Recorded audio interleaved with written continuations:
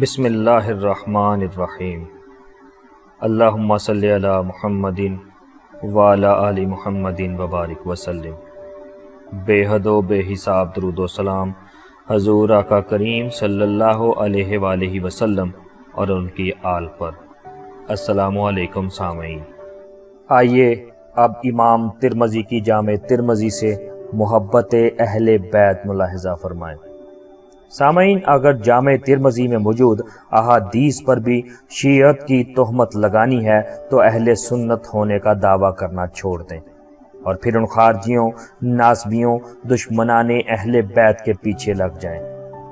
افسوس، سنی علماء ان تہمتوں کے ڈر سے اہل بیت کی محبت سے بھاگے جا رہے ہیں، اپنے صدیوں کے طریق اور مسلک سے پیچھے ہٹ رہے ہیں۔ ہمارے ائمہ کی کتب حدیث اس وقت تک مکمل نہیں ہوتی تھیں جب تک حضرات علی و فاطمہ و حسن و حسین علیہم السلام کے تذکرے نہ کر لیں۔ سامعین، امام ترمذی جامع ترمذی میں کسی جگہ حضرات حسنین کریمین علیہم السلام کے جنتی نوجوانوں کے سردار ہونے کی حدیث روایت کرتے ہیں۔ کسی جگہ آپ صلی اللہ علیہ وآلہ وسلم کا حسنین کریمین کو اپنے سینے پر لٹانے، چمٹانے، سونگھنے اور چادر میں چھپانے کی حدیث کا ذکر کرتے ہیں۔ کسی جگہ یہ روایت کرتے ہیں کہ آپ صلی اللہ علیہ وآلہ وسلم نے حسنین کریمین کو اپنا بیٹا قرار دیتے ہوئے اللہ تعالیٰ کی بارگاہ میں عرض کیا کہ تو بھی ان سے محبت کر، بلکہ ان کے چاہنے والوں سے بھی محبت کر۔ امام ترمذی اس روایت کو بھی بیان کرتے ہیں جس میں آپ صلی اللہ علیہ وآلہ وسلم نے حسنین کریمین کو اپنا پھول قرار دیا، حتیٰ کہ خطبہ جمعہ کے دوران حسنین کریمین کے صغر سنی کی وجہ سے لڑکھڑا کر گرنے کے خدشہ کے پیش نظر انہیں حضور صلی اللہ علیہ وآلہ وسلم کا آگے بڑھ کر تھامنے اور پھر حضور صلی اللہ علیہ وآلہ وسلم کا خطبہ جمعہ میں حسنین کریمین کی اس کیفیت کو خود بیان کرنے کی روایت کا ذکر بھی جامع ترمذی میں موجود ہے۔ کسی جگہ آقا صلی اللہ علیہ وآلہ وسلم کا حسنین کریمین رضی اللہ تعالی عنہ کو اپنے کندھوں پر بٹھا کر مدینے کی گلیوں میں چلنے کا ذکر موجود ہے۔ سامعین، دراصل اس تمام اظہار سے آپ صلی اللہ علیہ وآلہ وسلم امت کو دکھانا چاہتے ہیں کہ میرا حسن رضی اللہ عنہ اور حسین رضی اللہ عنہ سے اس قدر پیار ہے، لہٰذا تم بھی اتنا پیار کرنا۔ مگر افسوس، حسنین کریمین کے ساتھ حضور صلی اللہ علیہ وآلہ وسلم کے اس پیار کی بھی آج ہمیں حیا نہ رہی، حضور کی ان شفقتوں کی بھی حیا نہ رہی۔ جنہوں نے حیا نہ کی وہ تو بدبخت ہوئے، ان کا حشر تو جو ہوا سو ہوا، مگر ہم ان کے پیار سے پیچھے ہٹ جائیں تو ہم کیسے وفادار امتی رہیں گے۔ اگر خطبہ جمعہ میں آقا صلی اللہ علیہ وآلہ وسلم حسنین کریمین کے لڑکھڑانے، چلنے، سنبھلنے اور اٹھانے کا ذکر فرما رہے ہیں تو ہم عام مجلس میں ان کا ذکر کیوں نہ کریں؟ اگر آقا صلی اللہ علیہ وآلہ وسلم کو ان کا لڑکھڑا کر گرنا برداشت نہیں ہوا تو ان کے سر کا کٹ کر نیزے پر چڑھنا کیسے برداشت ہوا ہوگا؟ گھوڑوں کی ٹاپوں میں ان کا روندا جانا کیسے برداشت ہوا ہوگا؟ سامعین، الغرض امام ترمذی ایک سے بڑھ کر ایک فرمان رسول صلی اللہ علیہ وآلہ وسلم حسنین کریمین علیہم السلام کے حوالے سے روایت کرتے چلے آ رہے ہیں۔ اس سے ان کے عقائد کا اظہار ہو رہا ہے۔ ان احادیث کا چناؤ ان کے مذہب کی شناخت کا اظہار ہے۔ اس سے ان کے عقیدے کا پتہ چلتا ہے، ان کے رجحان طبع کا پتہ چلتا ہے، ان کے ذوق ایمانی کی خبر ہوتی ہے۔ سامعین، حضرت یعلا بن مرہ رضی اللہ عنہ سے روایت ہے، حضور نبی اکرم صلی اللہ علیہ وآلہ وسلم نے ارشاد فرمایا، حسین رضی اللہ عنہ مجھ سے ہیں اور میں حسین رضی اللہ تعالی عنہ سے ہوں۔ اللہ تعالیٰ اس شخص کو محبوب رکھتا ہے جو حسین رضی اللہ تعالی عنہ سے محبت رکھے۔ حسین امتوں میں سے ایک امت ہے۔ سامعین، اس حدیث مبارکہ میں مذکور حسین و منی کی سمجھ آتی ہے، اس لیے کہ پوتا دادا سے ہوتا ہے، نواسا نانا سے ہوتا ہے، بیٹا باپ سے ہوتا ہے، جز کل سے ہوتا ہے۔ حسین منی کا معنی یہی ہے کہ میں حسین کا مصدر ہوں۔ حسین مصطفیٰ صلی اللہ علیہ وآلہ وسلم سے ہیں، یہ معنی تو واضح ہے، مگر انا من حسین میں حسین سے ہوں، اس کا معنی کیا ہے؟ سامعین، انا من حسین یہ ہے کہ میرا مظہر حسین رضی اللہ تعالیٰ عنہ ہے۔ حسین رضی اللہ تعالیٰ عنہ کا صدور مجھ سے ہوا ہے، مگر میرا ظہور حسین رضی اللہ تعالیٰ عنہ سے ہوگا۔ میں حسین رضی اللہ تعالیٰ عنہ کی اصل ہوں اور وہ میری فرع ہے، جس سے درخت کا اصل پھل لگتا ہے۔ جو میرا پھل کھانا چاہے وہ شاخ حسین رضی اللہ تعالیٰ عنہ سے لے، میرا پھل حسین رضی اللہ تعالیٰ عنہ پہ لگے گا۔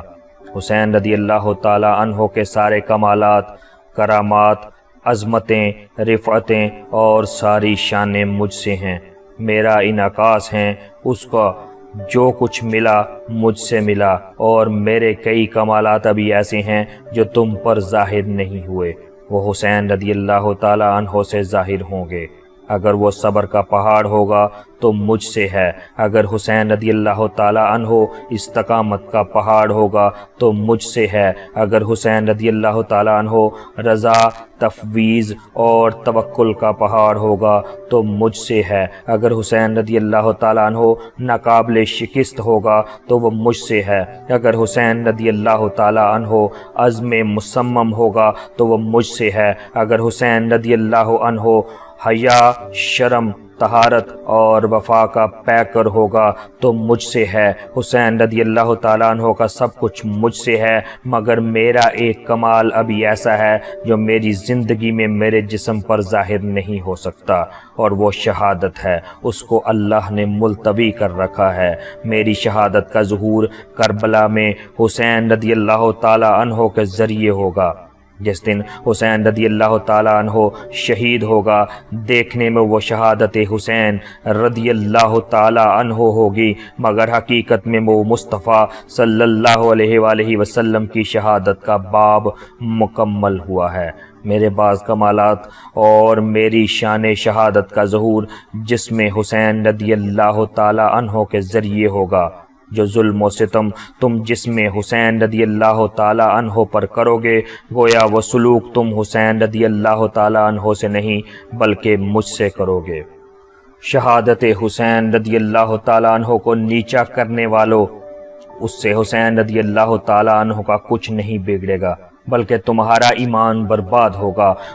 حسین رضی اللہ عنہ کی شہادت حسین رضی اللہ عنہ کی نہیں، بلکہ وہ مصطفیٰ صلی اللہ علیہ وآلہ وسلم کی سیرت ہے، باب سیرت مصطفیٰ صلی اللہ علیہ وآلہ وسلم کی تکمیل اور ظہور ہے۔ لہٰذا حسین رضی اللہ عنہ میں مجھ کو دیکھنا، پس جو حسین رضی اللہ عنہ میں انا من حسین کو دیکھتے ہیں وہ آج تک حسین حسین کرتے ہیں۔ میں محبت حسین رضی اللہ عنہ کا دعویٰ نہیں کر سکتا، میں تو یہ کہا کرتا ہوں کہ امام حسین رضی اللہ عنہ میں آپ کا سگ ہو جاؤں، تو یہ بھی میری عبادت ہے۔ امام حسین رضی اللہ عنہ مجھے اپنا سگ قبول کر لیں تو میرا بیڑا پار ہو جائے۔ محبت کرنا تو اور اونچی بات ہے۔ اس دور خارجیت میں جب اہل بیت اطہار پر حملے ہوتے ہیں، ہم جان کی پرواہ کیے بغیر اور تہمتوں کی پرواہ کیے بغیر سینہ سپر ہو کر آقا صلی اللہ علیہ وآلہ وسلم کے اہل بیت اور امام حسین رضی اللہ تعالی عنہ کی عزت کے محافظ بن کر پھر رہے ہیں۔ ہم ان کی محبت اور مودت کے ڈنکے سریعام بجاتے ہیں۔ امام حسین رضی اللہ تعالیٰ عنہ تنہا ایک امت ہیں۔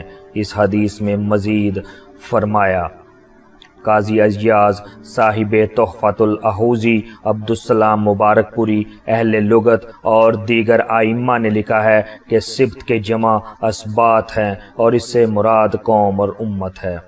اس حدیث سے مراد یہ ہے کہ لوگوں، حسین رضی اللہ تعالیٰ عنہ کو تنہا ایک فرد نہ سمجھنا، یہ ایک فرد نہیں ہے بلکہ یہ امتوں میں سے ایک امت ہے۔